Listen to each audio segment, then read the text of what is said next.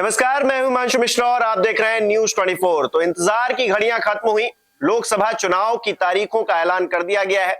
Election commission की तरफ से मुख्य चुनाव आयुक्त राजीव कुमार ने तारीखों की घोषणा कर दी है। लोकसभा चुनाव के अलावा 4 राज्यों के विधानसभा चुनाव की भी घोषणा की गई है।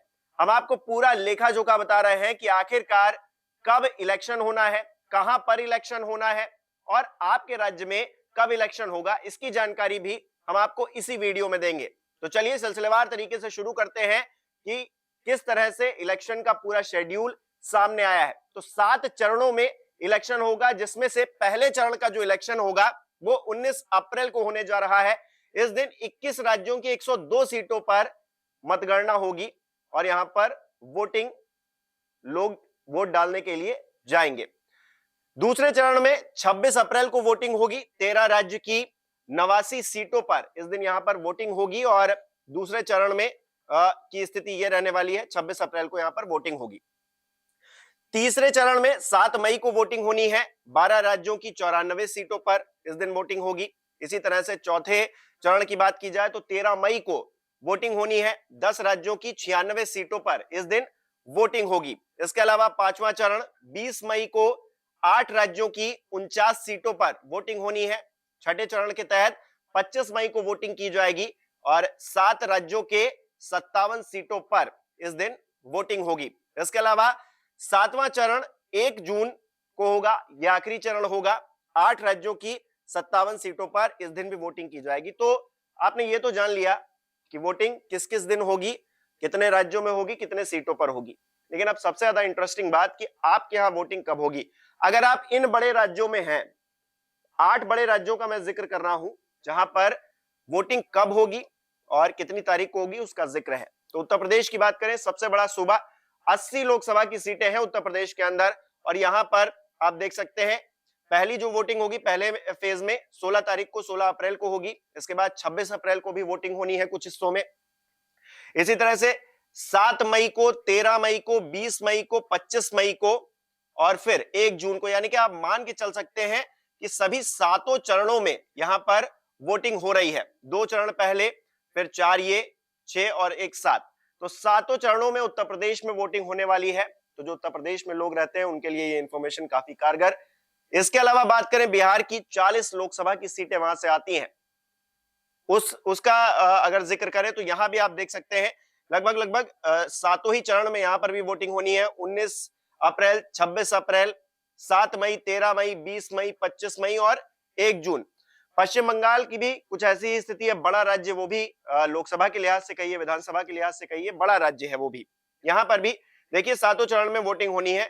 19 अप्रैल को, 26 अप्रैल को, 7 मई, 13 मई, 20 मई, 25 मई और 1 जून को। छत्तीसगढ़ का जिक्र करते हैं आखिरी में। छत्तीसगढ़ में एक तो 3 चरणों में होना है। एक तो 19 अप्रैल को होगा, फिर 26 अप्रैल को वहां पर वोटिंग होगी और 7 मई को वोटिंग होगी। मध्य प्रदेश का जिक्र भी कर लेते हैं, बड़ा राज्य ये भी है। 19 अप्रैल, 26 अप्रैल, 7 मई, 13 मई, 4 चरणों में यहां इलेक्शन होना है।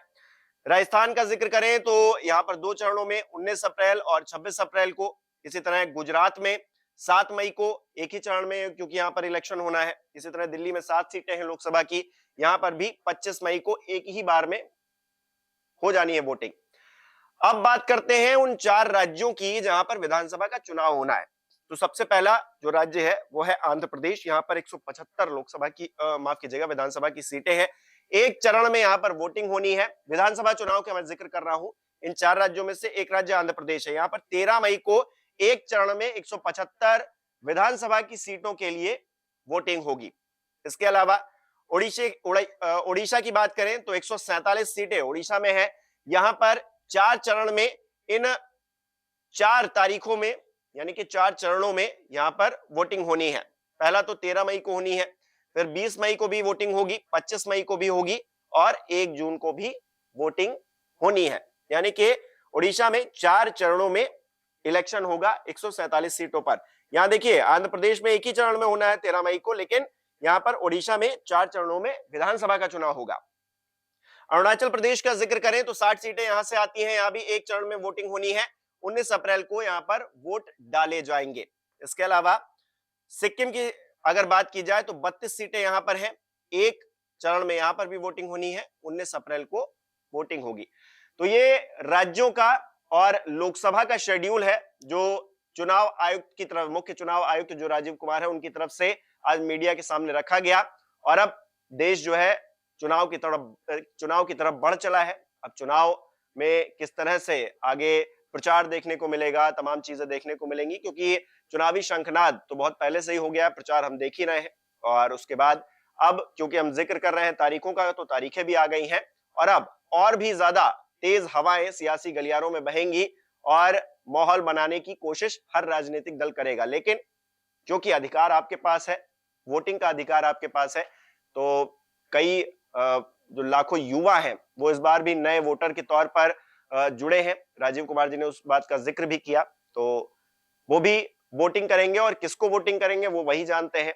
और जो नतीजे हैं वो इन सभी चुनाव जो हमने अभी तक जिक्र किया, ये 4 राज्यों के जो विधानसभा चुनाव होने हैं, इसके अलावा जो 7 चरणों में ये वोटिंग होनी है, इन तमाम जो इनके रिजल्ट होंगे वो 4 जून को ही आएंगे। जी हाँ, इस बात को ध्यान रखिए, ये जो 4 राज्यों के विधानसभा चुनाव हो रहे हैं और जो लोकसभा चुनाव होंगे 7 चरणों में, इन सभी की जो मतगणना होगी वो 4 जून को ही होगी। और 4 जून की शाम होते होते हमें स्थिति पता चल जाएगी कि अगले 5 साल कौन देश पर राज करेगा, कौन देश में सरकार चलाएगा, कौन देश की सेवा करेगा। क्योंकि लोकतंत्र में है तो जनसेवक है नेता, और पता चलेगा 4 जून को कि आखिरकार कौन अगली सरकार 5 साल तक चलाएगा और देश आखिरकार किसे चाहता है कि वो दिल्ली में जो कुर्सी है उस पर किसे बैठाए।